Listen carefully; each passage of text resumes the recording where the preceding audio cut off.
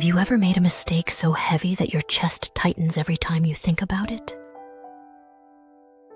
A moment where you wish, more than anything, you could turn back time, erase it, and start again. I've been there. And the truth is, it's one of the hardest places to stand, right in front of the consequences of your own actions. After releasing my last video about mistakes, I never imagined I'd be living another lesson so soon.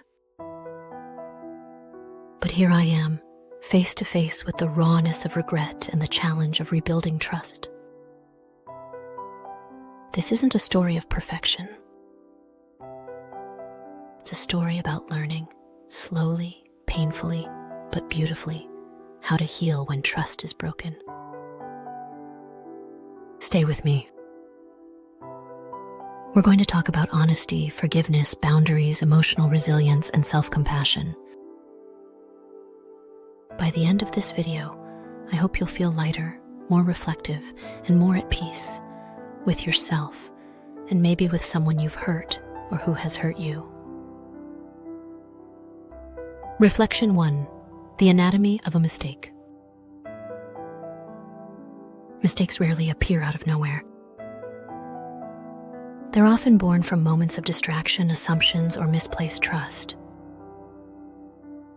Sometimes they come from trying to do something good, but doing it the wrong way. For me, this mistake wasn't loud. It wasn't dramatic. But it was personal. And that made it hurt more. When you value privacy and that privacy gets breached, even accidentally, it cuts deep. It's not just about what happened. It's about what it represents. A crack in trust, an unwanted exposure, a misunderstanding that spirals. And suddenly your mind races. What will they think? Can I fix this? Am I a bad person? These thoughts circle endlessly, feeding your guilt until it becomes a storm you can't quiet. If you've ever been there, take a deep breath with me. Right now, in this moment, remind yourself, one mistake does not define your worth. Reflection 2: Why regret hurts so much. Regret hurts because it forces us to face the truth. It holds up a mirror we don't want to look into. When trust is involved, regret also carries another weight, the knowledge that you've affected someone else's peace. You've disrupted their sense of safety, and now you're standing in the aftermath, unsure if you can ever rebuild it. Psychologically, our minds are wired to crave harmony. We want the people we care about to see us in a good light. So when that image cracks, it feels like our identity does too. But regret is not our enemy. It's our teacher. It's the silent voice that says, "You can do better next time." And that's where healing begins, not in denial, but in honest reflection. Reflection 3: Owning the damage without losing yourself. When something goes wrong, our instinct is to defend, explain, or justify. We want the other person to understand our intentions. But healing trust starts not with explanation, but with acknowledgement. Saying, "I understand that what I did hurt you," carries more power than any excuse ever could. Still, we must balance accountability with self-compassion. You can own your mistake without destroying your sense of self.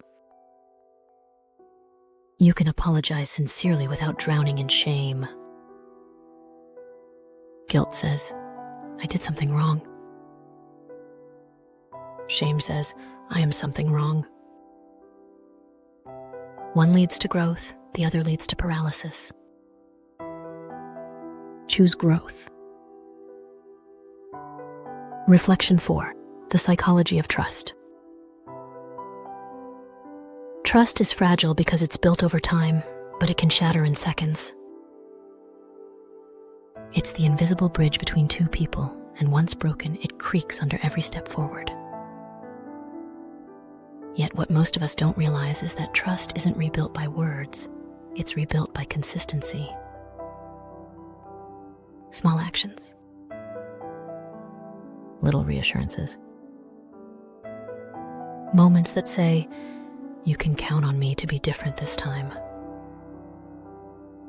Whether in friendship, family, or love, trust renewal takes time, but it is possible. And while the other person decides if they can trust again, you decide if you'll become trustworthy again. Reflection 5. The emotional aftermath. After a serious mistake, emotions collide: shame, fear, sadness, anxiety. You might lose sleep replaying the moment in your mind. It's natural. But there's a point when reflection turns into rumination, and that's where you must be careful. Rumination traps you in a loop of what-ifs and if-onlys. Reflection, however, gently asks, what now? When you shift from punishment to purpose, healing begins. Reflection 6. The mirror of self-awareness. Every mistake offers a mirror. It reveals not only what happened, but why it happened. Ask yourself, what was I feeling before this happened? Was I distracted, tired, seeking approval, or trying to protect someone? What can I learn about my values from this experience? These questions don't change the past, but they change you, and that's powerful. If you're watching this and something painful comes to mind, pause the video for a second and just breathe. Then come back and share, what have your mistakes taught you about yourself? Type it in the comments. You never know who might find comfort in your words. Reflection 7. Relearning how to trust yourself.